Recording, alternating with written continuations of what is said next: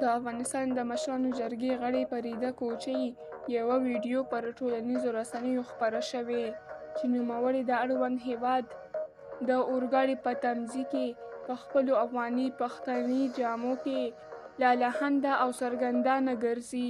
دغه ویډیو د اسلامي امارت خلاف د افغانانو شدید غبرګونونه راپارولي. درنو لیدونکو ستړي مشئ. خانبه یې لیکلي د اغلې فریدې کوچۍ ویډیو په ټولنیزو رسنیو کې ښکته پورته کیږي. زه خپله ورته ډېر درناوی لرم او زما په اند دا زموږ بې عزتي او کلتوري ټولنې یوه ښکارنده ده چې په کورنیو کې خپلو سپین سرو او سپین ږیرو ته تر وروستۍ ورځې پوره درناوی او خدمت کیږي. زه نه وایم چې ولې بهرني هیواد ته لاړه او ولې خپل ټاټوبي کې پاتې نه شوه، دا یې خپله پرېکړه وه، خو زه هغه زوی ته حیران یم چې د خپلې مور تر شا ویډیو نیسي او بیا یې په فیسبوک یا ټیک ټاک خپروي. دا درناوی نه بلکې د خپلې مور د پت کمول دي.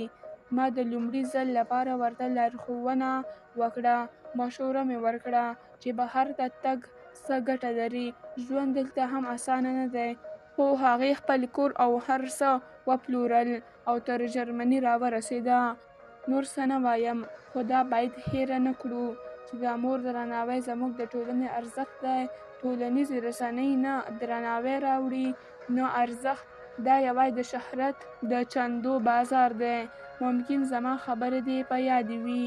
د ولسواکۍ وزیر او والي حیات الله حیات لیکلي فریده کوچۍ یوه رښتینې او صادقه سناتوره وه. هغې د خپلې استازولۍ پر مهال له ورکړل شوو امکاناتو څخه هېڅ ځاني ګټه نه کوله.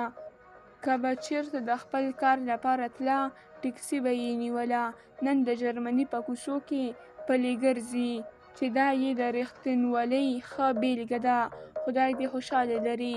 فرهاناز الکوزی لیکلي دا فریده کوچۍ ده، د مشرانو جرګې پخوانۍ غړې.